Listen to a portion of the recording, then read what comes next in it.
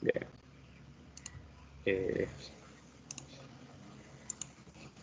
Bueno, pueden ver el documento, jóvenes.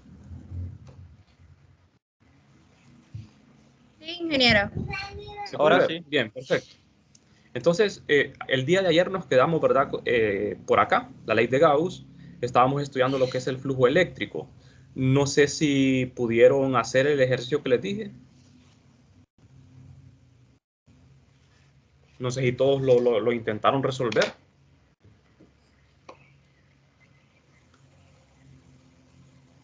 ¿Alguien pudo hacerlo? La pregunta era, si yo tengo un cubo del lado A, tengo un cubo del lado A. En el interior, justo en el centro del cubo, hay una carga Q. Entonces, el flujo eléctrico a través de este cubo es la carga entre epsilon sub 0, ¿verdad? Ese es el flujo eléctrico a través del cubo. Ahora, ¿qué pasa si yo quito 5 caras del cubo y solo dejo una? ¿Cuál sería el flujo eléctrico a través de esa cara? Lick podría ser un sexto de Q por epsilon sub 0. Un sexto, sí. Usted dice esto. Ajá. Sí. Sí, ¿cómo llegó a la respuesta? Como usted dijo que solo dejáramos una cara del cubo, como habíamos aprendido en el parcial B, en la unidad pasada, sumando el flujo de cada una de las superficies abiertas. Sí, exacto. Es que miren, para llegar a la respuesta, no sé si los demás pudieron también, como la carga está centrada en el cubo, entonces la carga es equidistante de las 6 caras, está a la misma distancia de las 6 caras, de manera que el flujo se distribuye por igual en cada una de las 6 caras. ¿De acuerdo? En cada cara existe la misma cantidad de flujo eléctrico, eso porque la carga está a la misma distancia de todas las caras. Pero ¿qué pasaría si yo colocara la carga en otro punto que no fuese el centro del cubo? ¿Qué pasa si yo muevo la carga del centro del cubo? ¿Qué pasaría? Si yo quito la carga del centro del cubo, pero siempre está en el interior, ¿qué pasaría?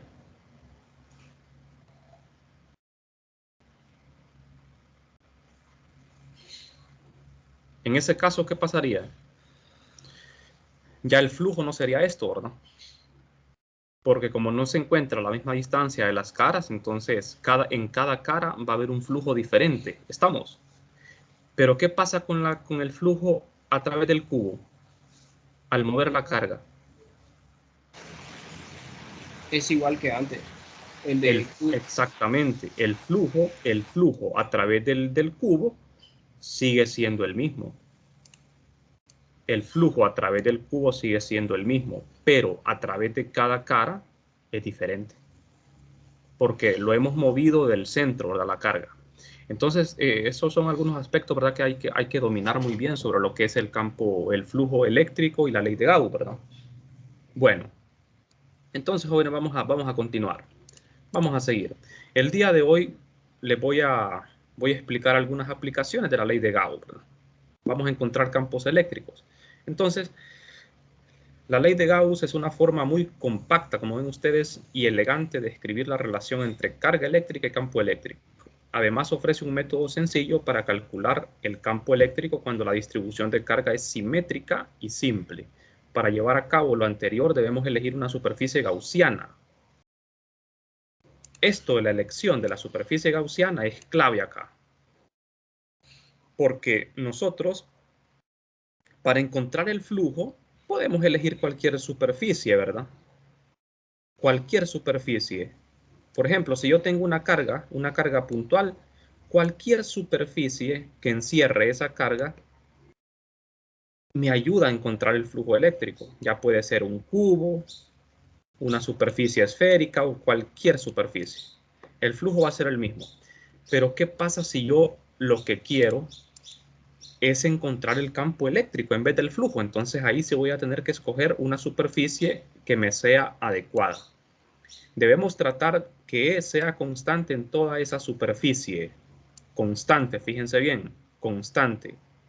O sea que si yo quiero encontrar el campo eléctrico de una esfera, jóvenes, ustedes saben que el campo eléctrico de una esfera es radial, ¿verdad? Apunta hacia afuera, en todas las direcciones. Entonces, ¿qué superficie gaussiana me conviene usar para encontrar el campo eléctrico de una esfera? Pues me conviene usar una superficie esférica.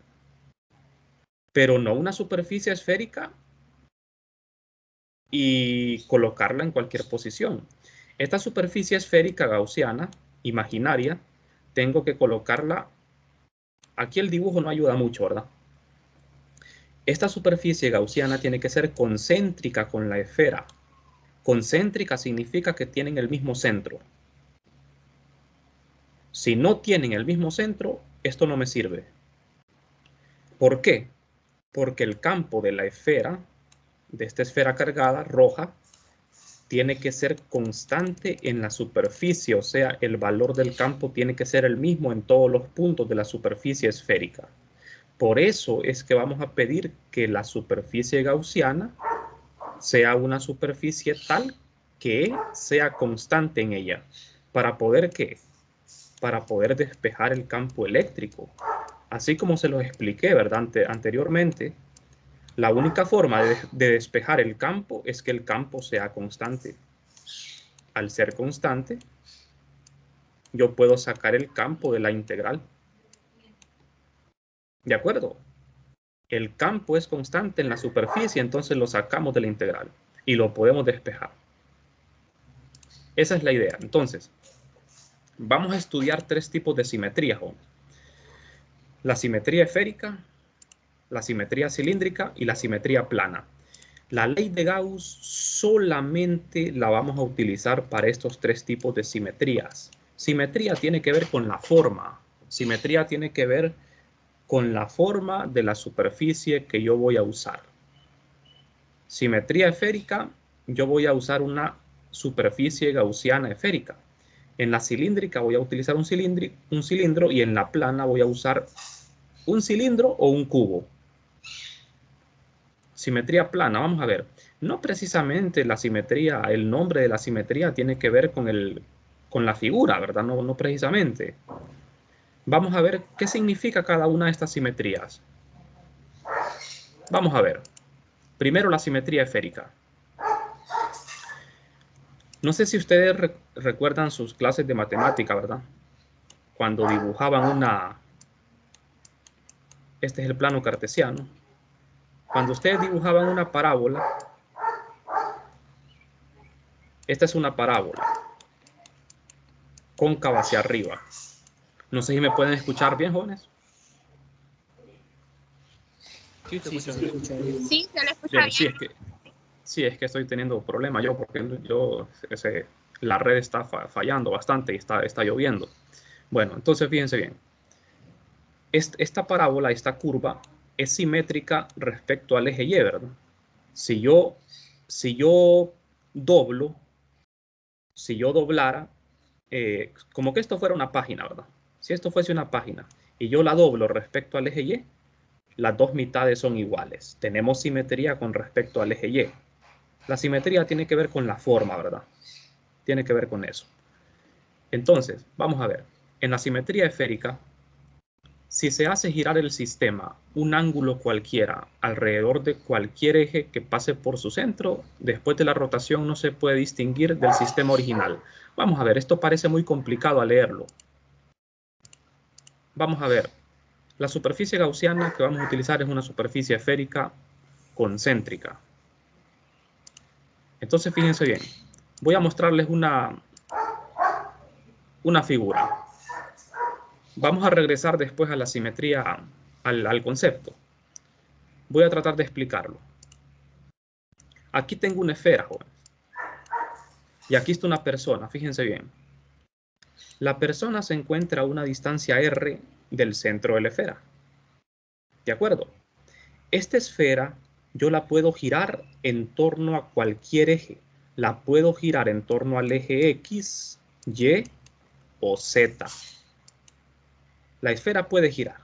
en torno a cualquier eje. Vamos a suponer de que la distancia R del centro a donde está el hombre está observando la esfera. ¿Estamos? Entonces, ¿qué pasa si yo le hago una rotación a la esfera en torno al eje Z? Yo le digo al hombre que está observando la esfera, cierre los ojos. El hombre cierra los ojos, le hago una rotación a la esfera y después le digo al hombre que abra los ojos. ¿Qué observaría el hombre que le ha sucedido a la esfera? ¿Cómo observaría la esfera después de haber sido rotada?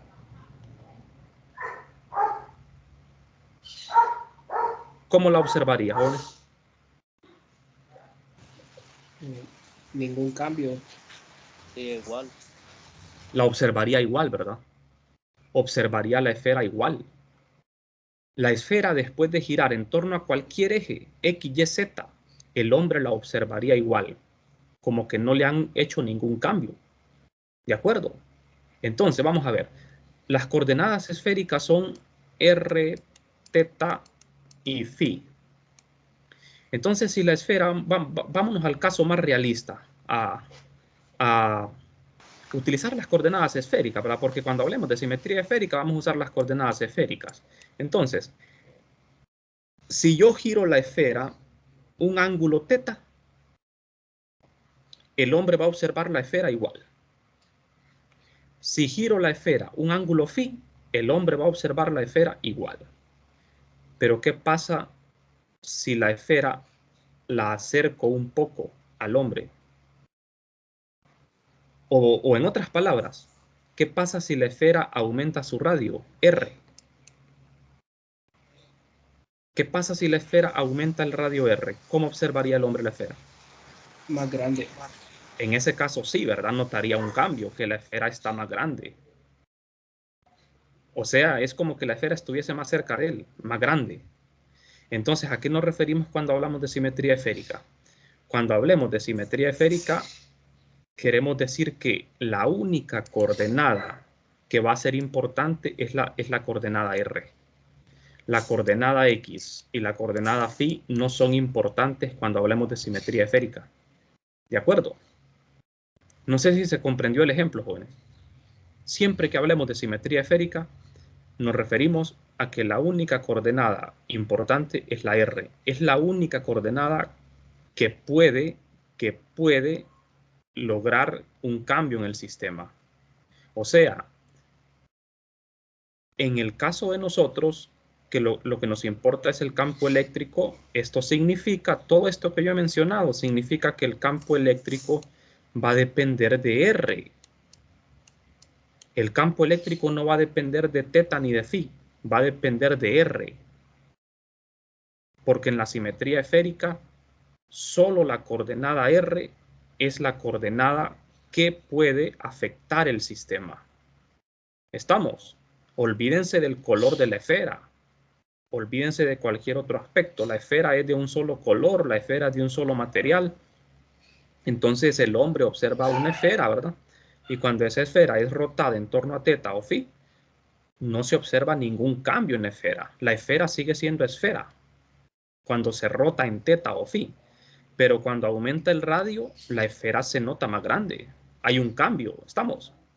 Entonces, cuando queremos calcular el campo eléctrico de la esfera, el campo eléctrico va a depender de R. A eso se refiere la simetría esférica. ¿Estamos? Sí,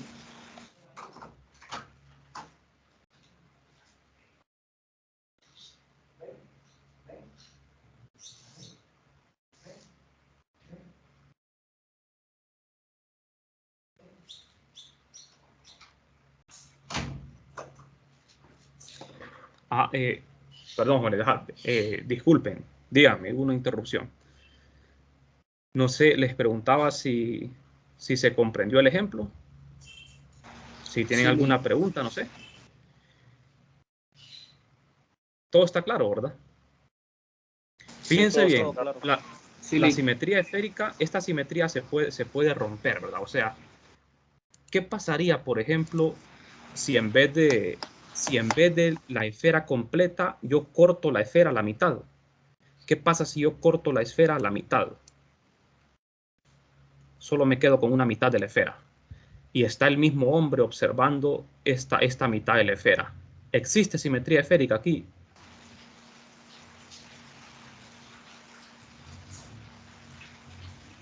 ¿Qué pasaría? Este es el eje Z, miren. ¿Qué pasaría si se gira en torno al eje Z, o sea, teta? Teta, recuerden que se mide con respecto a Z, ¿verdad? ¿Qué pasaría si yo giro esta mitad de la esfera un ángulo teta de pi medios? Al girar esta esfera cortada a la mitad, el hombre va a notar un cambio. El hombre observa esto, ¿verdad? Si la está viendo de frente, observa esto. Pero ¿qué pasa si la giro un ángulo de teta igual a pi medios? Observaría una esfera, un círculo, ¿verdad?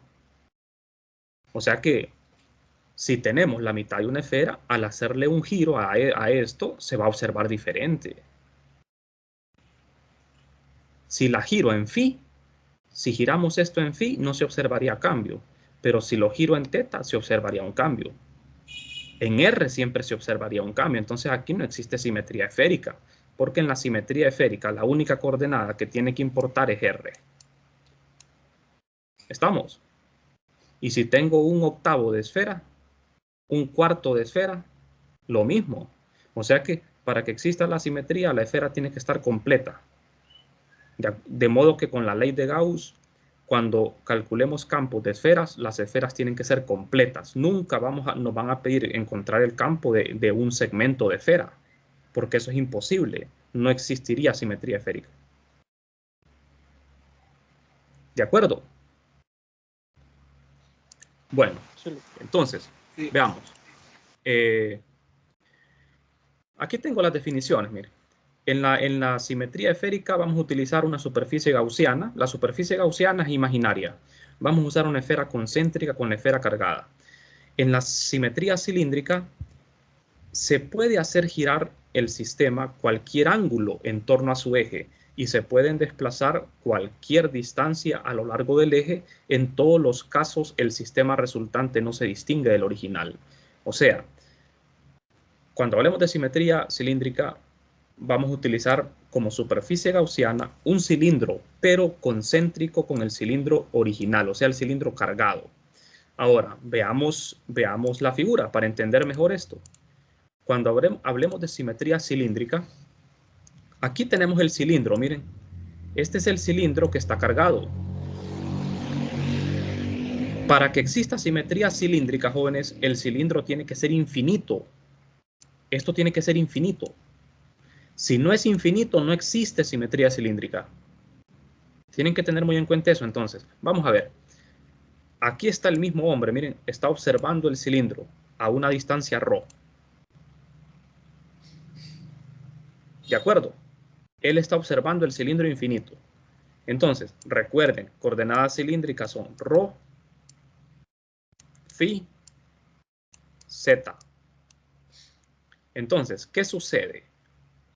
Si yo le hago una rotación al cilindro, una rotación, o sea, phi, si yo roto el cilindro un ángulo de phi, ¿cómo vería el hombre el cilindro después de haber sido girado? Igual. Igual que Lo va a ver igual. ¿Qué pasa si yo muevo el cilindro z unidades arriba o z unidades abajo? ¿Cómo observaría el hombre el cilindro?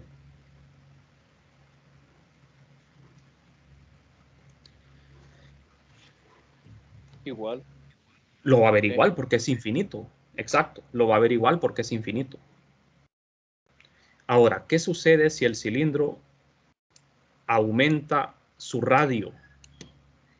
Ρ unidades. ¿Qué sucede si aumenta el radio?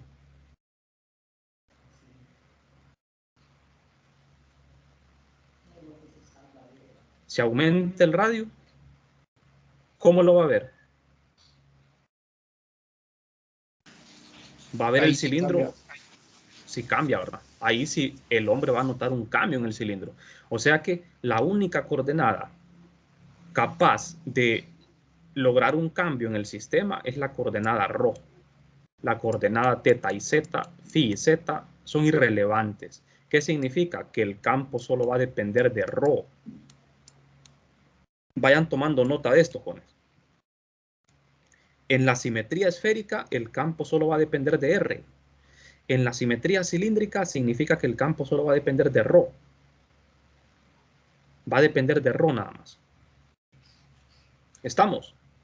Pero solo si es infinito. O sea que la ley de Gauss a mí me va a servir para resolver problemas de cilindro solo infinito. Si el cilindro no es infinito, no vamos a poder usar ley de Gauss. ¿Estamos? ¿Por qué? Porque la simetría ya no existiría. ¿Qué pasaría si el cilindro fuese de tamaño finito, así como este que está aquí? ¿Qué pasaría, por ejemplo, con la coordenada z? Si yo levanto z unidades del cilindro, ¿cómo observaría el hombre el cilindro? Lo observaría diferente, ¿verdad? Él está parado justo a la mitad del cilindro. Si yo suspendo el cilindro z unidades, él va a ver el cilindro más arriba. O sea que va a notar un cambio. ¿Estamos?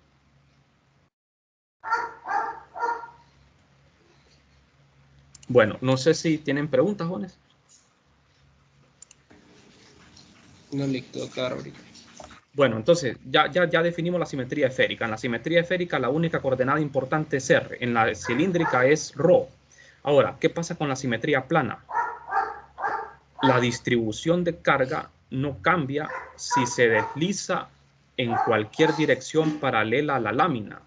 La superficie gaussiana puede ser un cilindro con eje perpendicular a la lámina. ¿Estamos?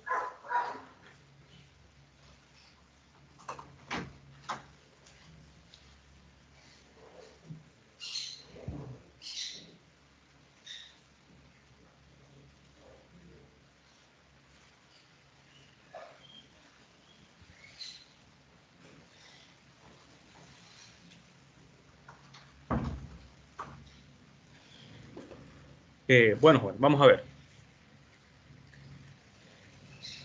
¿Me pueden escuchar, Juan?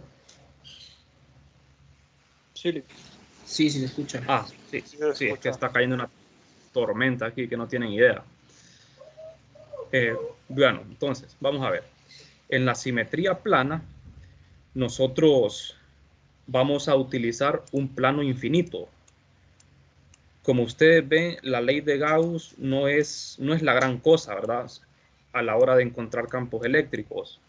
No es un método tan, digamos, un método tan bueno. No es un método tan poderoso porque no me sirve en la mayoría de los casos. Es en casos muy limitados, ¿verdad? Solo cuando tengo esferas, cuando tengo cilindros infinitos o cuando tengo planos infinitos. Entonces, vamos a suponer de que tenemos un plano infinito con carga y queremos calcular el campo de ese plano infinito. Entonces, si el plano es infinito, decimos de que va a existir una simetría plana. Y la superficie gaussiana que vamos a elegir va a ser un cilindro o puede ser un cubo. Esta simetría es un poquito más complicada, es la más complicada de ver tal vez. Entonces fíjense bien.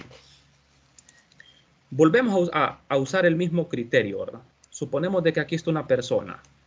Está observando un plano, pero el plano es infinito. Entonces, esta persona da igual dónde esté parada, a qué altura. No importa a qué altura, en qué posición, no importa. ¿Por qué no importa? Porque el plano es infinito. ¿Cómo va? Si el hombre observa a su derecha, a su izquierda, si observa adelante o atrás de él, ¿qué va a observar?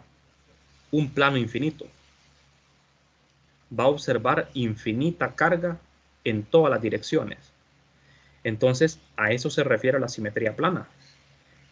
Si el hombre se mueve en Z, se levanta, va a seguir observando un plano infinito. Si se mueve en Y, va a observar un plano infinito. Y si se mueve en X, va a observar un plano infinito. Camine en cualquier dirección, él va a observar lo mismo. Entonces, a eso se le llama simetría plana. ¿Estamos? Ahora, ¿qué pasaría si el plano no fuese infinito? Por ejemplo, imagínense este cuadrado. Este es un rectángulo, ¿verdad? Entonces, aquí no existe simetría plana. ¿Por qué? Porque si el hombre, ¿qué pasa si el hombre se mueve en Z? ¿Qué pasa si el hombre se va alejando del plano? A medida, exactamente, lo va a ver más pequeño, ¿verdad? Si el hombre se va alejando en Z, va a observar este rectángulo cada vez más pequeño hasta que lo que va a ver es un punto. Si se mueve en Y, va a ir observando este rectángulo, lo va a ir observando de canto, ¿verdad? Va a ir observando cada vez más angosto, más angosto, más angosto, hasta que lo que observe va a ser una línea. Si se mueve en X también, va a ir observando algo angosto hasta que lo que observe va a ser una línea. Entonces, para que exista simetría plana, el plano debe ser infinito. ¿Estamos? Entonces, la ley de Gauss solo me sirve para resolver 3 sistemas: plano infinito, cilindro infinito y una esfera. ¿De acuerdo? Bueno, entonces vamos a comenzar. El primer caso que vamos a ver es el de una línea infinita de carga uniforme.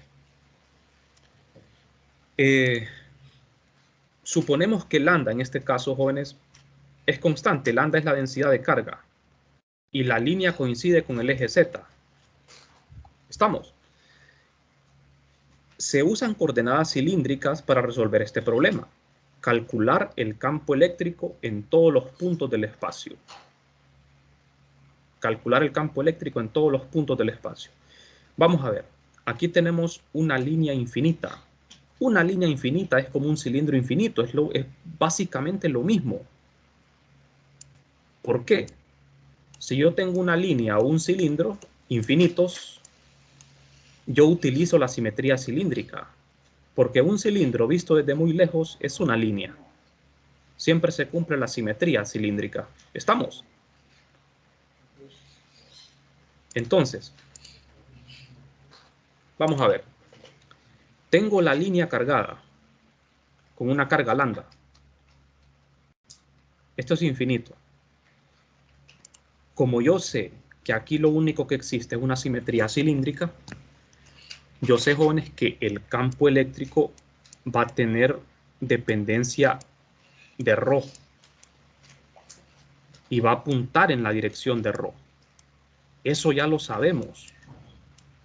Bueno, aquí no va esto. Eso ya lo sabemos, ¿verdad? ¿Por qué lo sabemos? Porque ya definimos lo que es una simetría cilíndrica. ¿De acuerdo? Entonces, el campo va a tener esta forma. Fíjense que una desventaja que tiene la ley de Gauss es que antes de resolver el problema yo tengo que plantear el campo. Tenemos que plantear esto. Si usted no plantea esto, no puede resolver el problema. Aquí yo no estoy diciendo que ya tengo el campo. Lo que voy a encontrar yo es esto, la magnitud. O sea, recuerden que en la integral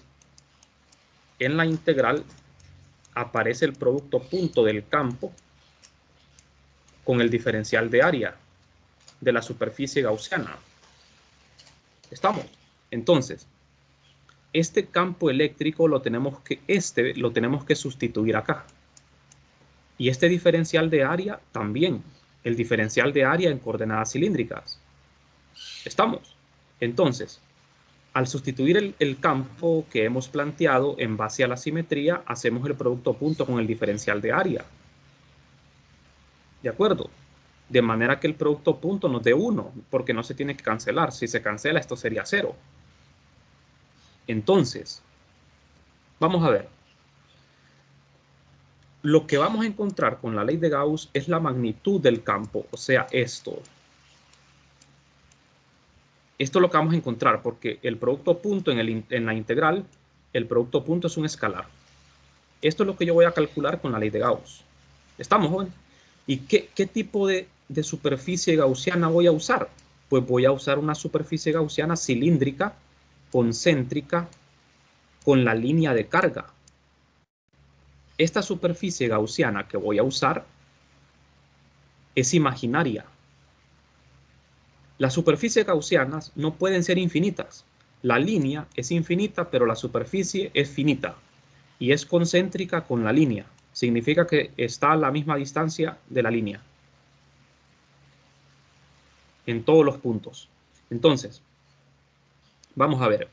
¿Cuántas superficies tiene el cilindro? Tiene 3, ¿verdad? Las superficies transversales, que son 2, y la superficie lateral. Tiene 3 superficies. Entonces, el campo eléctrico provocado por la línea solo tiene componente en ρ. ¿Qué significa esto?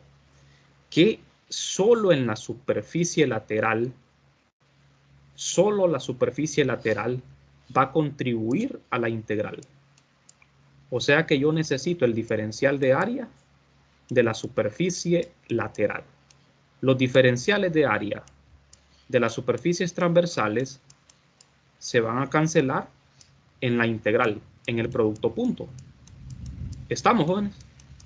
Cuando ustedes hagan el producto punto aquí de E punto D de A con las superficies transversales, el producto punto va a ser 0 porque van a ser perpendiculares.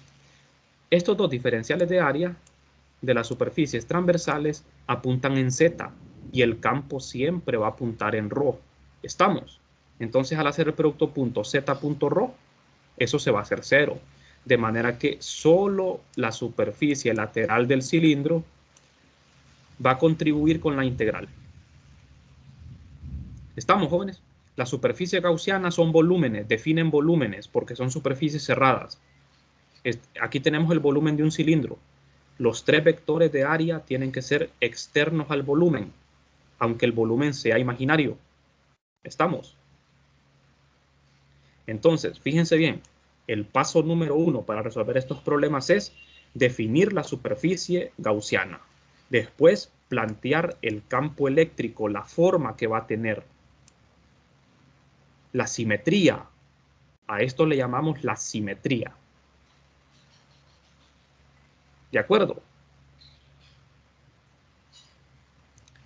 Bueno, entonces, aquí tenemos la línea cargada. Aquí tenemos la superficie gaussiana. A la superficie gaussiana nosotros le vamos a colocar las dimensiones que nosotros querramos. Esas dimensiones son arbitrarias. Este cilindro imaginario tiene altura L y tiene radio ρ arbitrario. No importa el tamaño de la superficie, eso no va a afectar en nada el resultado. Lo que sí importa es que la superficie sea concéntrica con la línea. Esto que estoy marcando aquí es la carga encerrada. La línea está cargada. Pero como el cilindro es finito y la línea es infinita, solo estamos encerrando una porción de la carga. Lo que está encerrado dentro de la superficie es lo que cuenta en la integral. Es la carga encerrada. ¿Estamos? No sé si tienen alguna pregunta.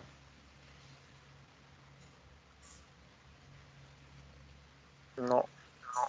Todo claro. No, licenciado. Vamos bien hasta aquí, ¿verdad? Bueno. Entonces, jóvenes, en esta superficie imaginaria es donde vamos a integrar. Es donde vamos a integrar. ¿Qué vamos a integrar en la superficie? Vamos a integrar el campo. Bueno, pero no es eso lo que queremos en realidad. Lo que queremos es despejar el campo. Esta es la ley de Gauss. Queremos despejar el campo. ¿Por qué lo podemos despejar? Porque el valor del campo en la superficie lateral es constante. ¿Por qué es constante? Porque el cilindro se encuentra a la misma distancia de la línea. Entonces el valor del campo es constante en toda la superficie del cilindro. Por eso lo podemos despejar. Ahora, el diferencial de área, jóvenes. Vamos a tener 3 diferenciales de área. Porque son 3 áreas. El área de arriba, la de abajo y la de lado. Bien. Entonces, veamos. Vamos a dividirlo así. 3 áreas. El área A, B y C. Vamos a plantear los 3 vectores de área. El vector de área de la superficie lateral es ρ, apunta en ρ unitario, positivo. El de arriba z positivo y el de abajo en z negativo. Los 3 vectores de área quedan por fuera del volumen, tal y como lo aprendimos en el capítulo 1. Y esta es la carga que estoy encerrando. ¿Estamos? Bueno, entonces, ¿qué es lo que tenemos que hacer? Plantear el diferencial de área. Plantear los tres diferenciales de área. En realidad, jóvenes, vamos a tener que resolver tres integrales. Serían tres integrales, porque son tres áreas las del cilindro. Pero como ustedes ya saben, cuando yo integre en las superficies transversales, el producto punto va a ser cero, porque el campo siempre va a apuntar en ρ por la simetría cilíndrica. Y ρ punto z es cero. Bueno, entonces veamos. Aquí tenemos la simetría cilíndrica, por lo que el campo eléctrico solo puede depender de ρ. El campo, jóvenes, es un vector que va a tener esta forma en coordenadas cilíndricas. Acuérdense, ¿cómo es un vector en coordenadas cilíndricas? Un vector general. Un vector tiene esta forma. La componente ρ en ρ, más la componente φ en φ, más la componente z en z. Esto es un vector en coordenadas cilíndricas. Entonces, el campo eléctrico es un vector y en cilíndrica se mira así. Componente E sub ρ en ρ, E sub φ en φ, E sub z en z. Pero el campo solo tiene componente ρ por la simetría cilíndrica. ¿Se acuerdan por qué, verdad? Porque si yo giro el cilindro, ese giro no afecta. Si yo levanto el cilindro z unidades, eso no afecta porque el cilindro es infinito. Pero si el radio del cilindro aumenta, eso sí afecta. Porque el cilindro se va a ver más grande, de mayor grosor. ¿Estamos? Entonces, ya sabemos de que el campo eléctrico solo va a tener componente ρ. Va a depender de ρ y va a apuntar en la dirección de ρ. ¿Estamos? Ahora, la superficie gaussiana debe ser un cilindro concéntrico con el eje de la línea. De manera que, así como lo ven en la figura, si este cilindro no fuese concéntrico, no tendríamos ya la simetría cilíndrica. Ahora, ¿es válida la ley de Gauss si el cilindro no fuese concéntrico? ¿Sería válida la ley de Gauss? No. ¿Jóvenes? No. No sería válida. No sé si alguien más opina diferente.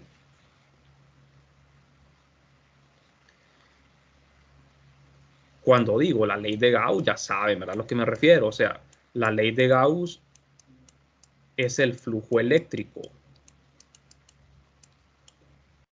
Es flujo eléctrico. ¿Qué pasa si yo este cilindro lo muevo un poco, de manera que el centro no coincide con el de la línea? ¿Qué pasa si lo muevo un poco? ¿Cuál sería el flujo eléctrico? La carga encerrada es la misma, miren, es esta, ¿ves? ¿Qué pasa si yo muevo el cilindro un poquito hacia los lados? De manera que ya no coincida con el centro de la línea. ¿Qué le pasaría al flujo eléctrico? Sería igual. Seguiría siendo el mismo, porque la carga encerrada sigue siendo la misma. Entonces la ley de Gauss sigue siendo válida. El flujo eléctrico a través de una superficie cerrada solo depende de la carga encerrada. Entonces, aquí no importa la superficie que yo use. O sea, yo puedo usar aquí una esfera y lo único que importa es la carga encerrada. ¿Por qué entonces usamos el cilindro imaginario? Ya les expliqué por qué, ¿verdad? Porque solo la superficie cilíndrica me permite obtener el campo. Ahora, el flujo eléctrico yo lo puedo calcular con cualquier superficie, pero el valor del campo tiene que ser con un cilindro concéntrico. Solamente va a haber una superficie gaussiana que me sirva para encontrar campo eléctrico.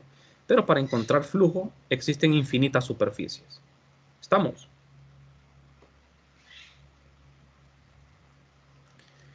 Bueno, entonces vamos a ver.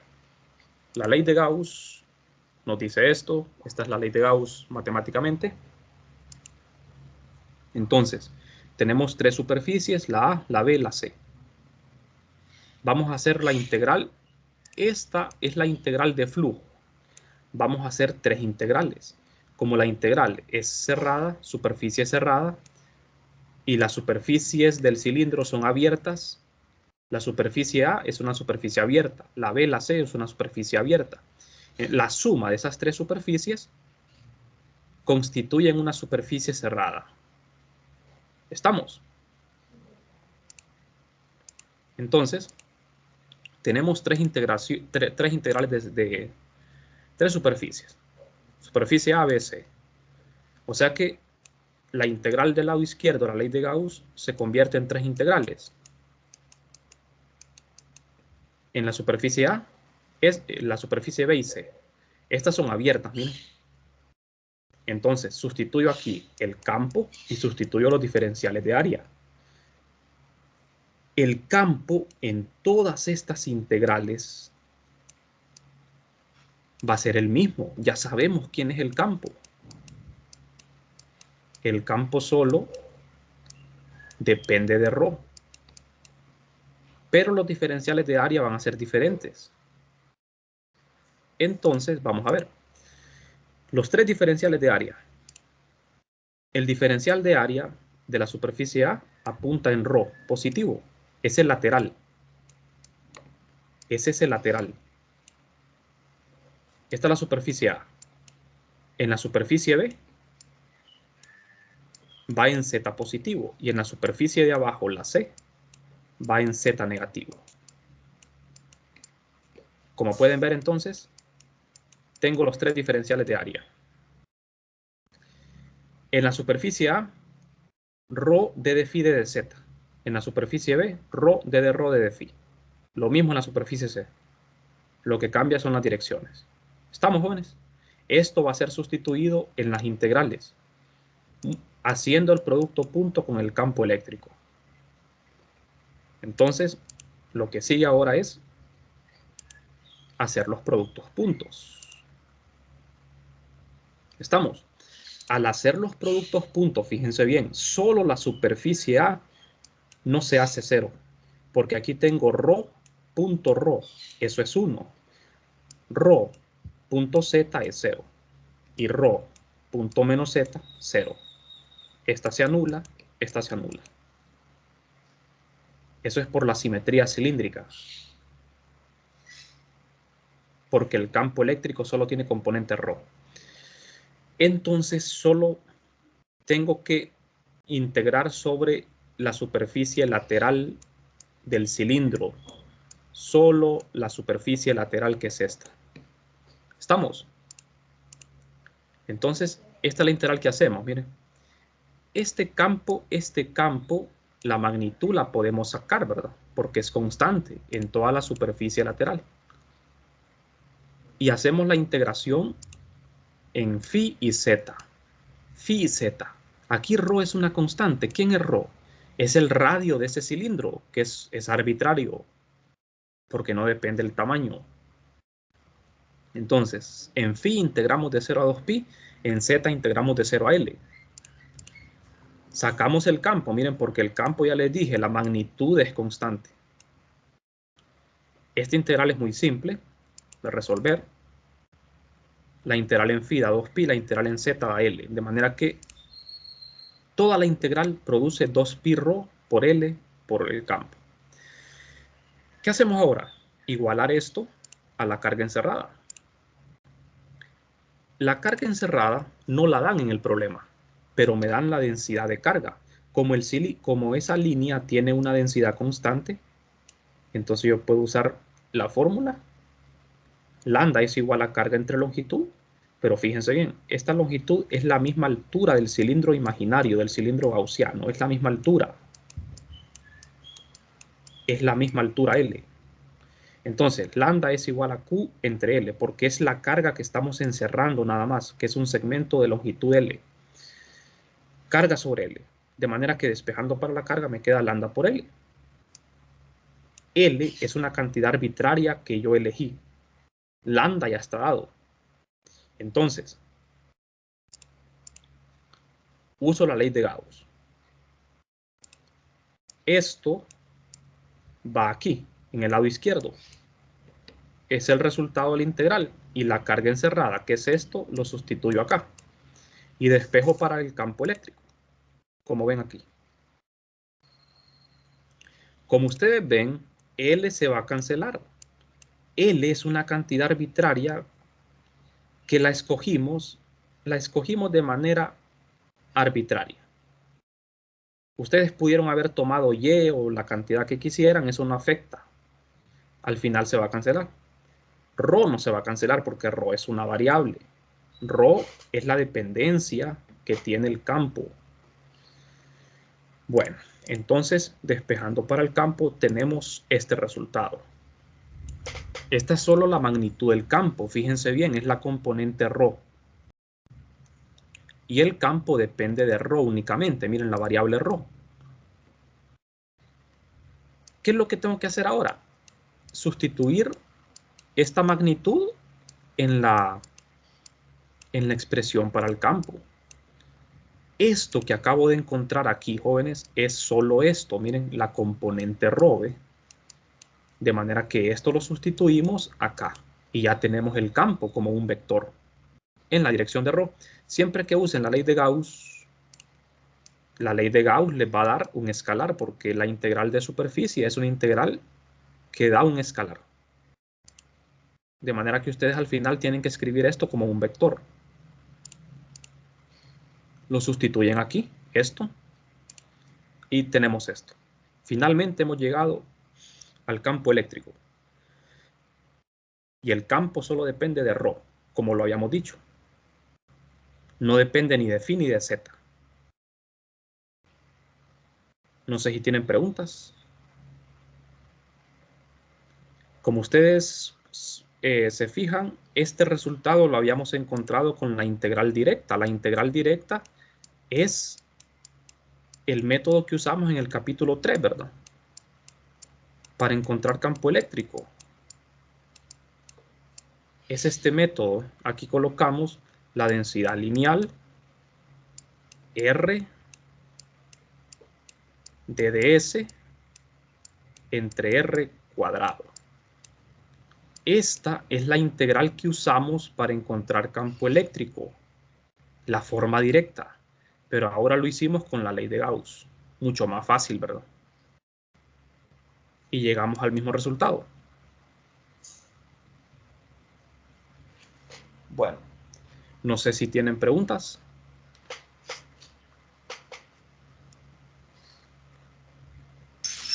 No, listo, todo claro. Bueno, entonces, Por los momentos no. si está todo claro, entonces perfecto. Mañana vamos a continuar. Vamos a ver mañana cómo calcular el de un plano y también el de una esfera, ¿verdad? Calcular el campo de un cilindro es lo mismo que de una línea, porque el cilindro y la línea tienen simetría cilíndrica. Recuerden que un cilindro visto desde muy lejos es una línea. Es prácticamente lo mismo. Bueno, entonces nos vamos a quedar por aquí, jóvenes. Vamos a seguir el día de mañana.